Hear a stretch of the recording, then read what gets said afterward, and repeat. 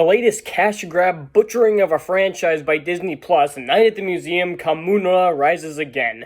I'm pretty sure I flubbed that word, but I don't really care. Now, the Night at the Museum movies are cherished by many people. I haven't seen them in years. I remember liking them fine when I was a kid, but like I said, I haven't seen them in years.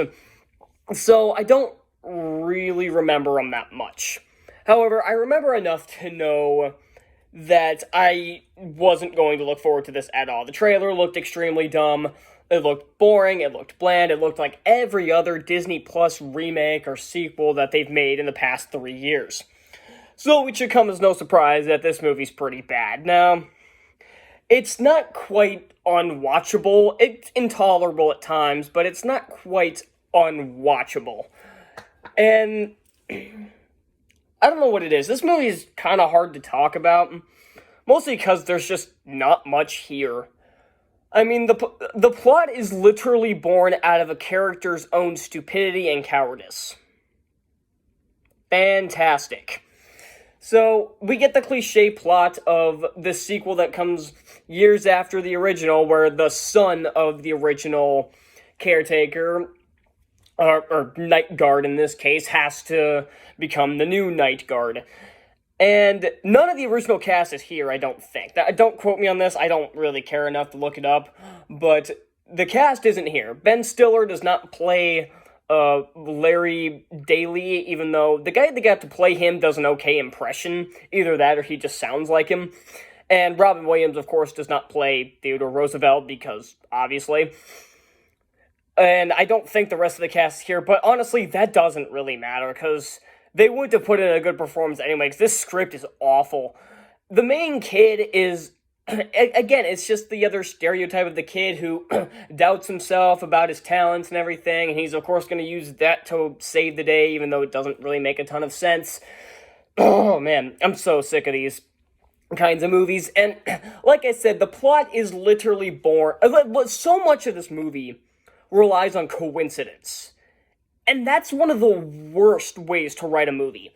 And again, I said this before, but coincidences that get people into trouble is good. Coincidences that get them out is cheating. But this movie does both. Coincidence and sheer stupidity by not just the main kid, but by every character in this movie creates the plot, creates the problems, and solves the problems as well. Everything is, like I said, everything is done by coincidence, and that's not how you write a movie.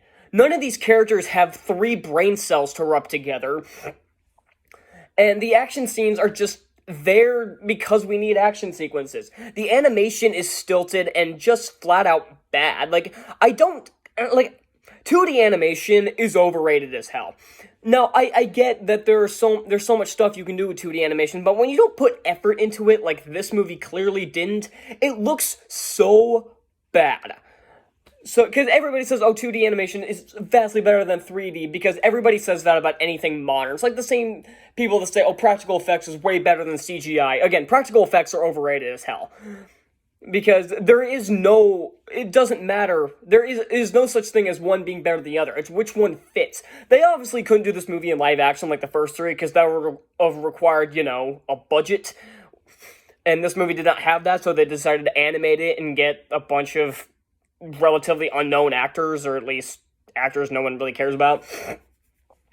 And just like every other Disney movie that comes out nowadays, the critics are liking it, but the audiences are not. 75% on Rotten Tomatoes off of 12 reviews, but the audience score is at 44. Now, the funny thing about this is that the Night at the Museum movies were never popular among critics.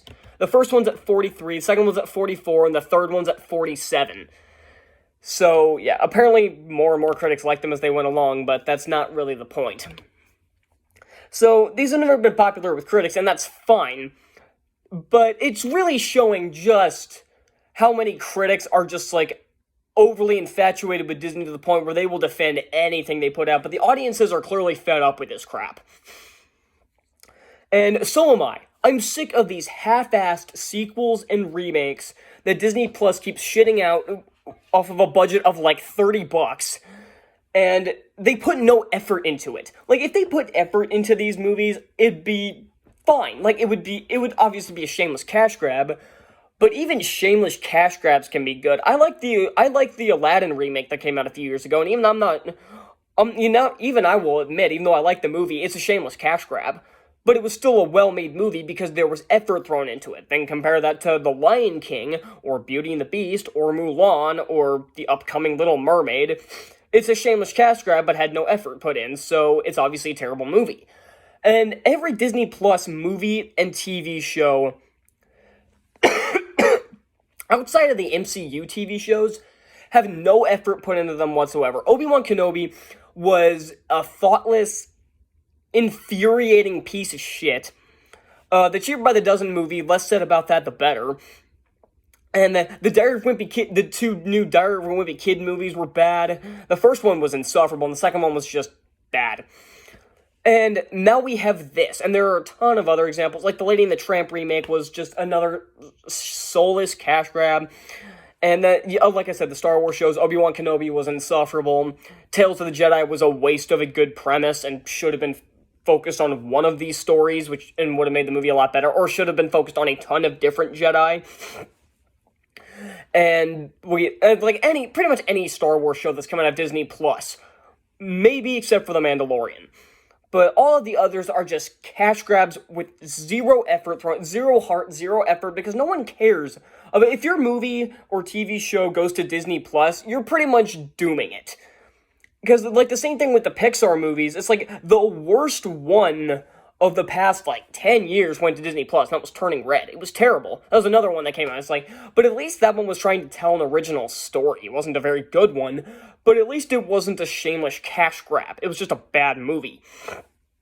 I can say the same thing for all of those Pixar movies that went straight to Disney Plus. Soul, Luca, Turning Red, I think there was one more.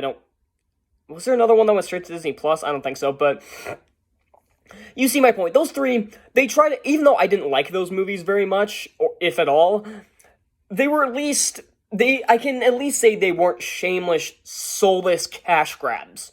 Unlike Lightyear, which went to theaters, because of fucking course it did, but that was terrible too. So, and that's another example. It's like critics liked it, but you know what? I know I'm not really talking about the movie very much, but I feel like I've said all I need to actually say about the movie. The animation is stilted and just looks straight up bad. The voice acting is not very good. The entire plot is built on coincidence and just colossal fuck-ups by the characters built out of sheer stupidity or cowardice by the main character. And the main character is annoying as hell as well. The resolution was dumb. Every interaction is just bad joke after bad joke after bad joke, and this doesn't even have much of a plot to it. So I'm curious what the audience score was for Lightyear, because I think it was actually pretty high though, which actually kind of pisses me off. Why? Okay, that's saying what a Lightyear is, not the movie. Should have seen that coming more I think about it. But yeah, I'm just so this is the final straw. The final straw should have been 2 years ago. Cheaper by the Dozen at first was the final straw, and now it's this one. This is another, heartfelt for 84% audience score. You're kidding me. Ugh.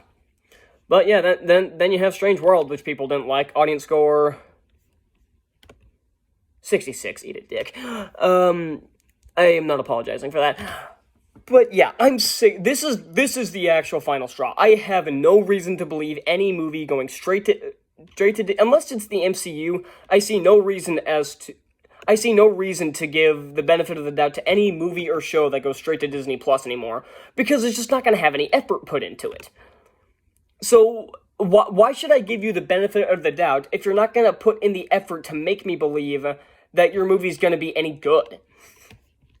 So, I'm sick of these sequels and remakes. I know people have been saying for years, but I'm sick of the Disney Plus sequels and remakes to franchises that had so much heart and effort put into it and was made by people who actually wanted to make it. Now it's just people doing it for making these stupid sequels and remakes for a paycheck and just telling a bland story and using these other franchises because it's something people recognize, so to sucker them into watching it.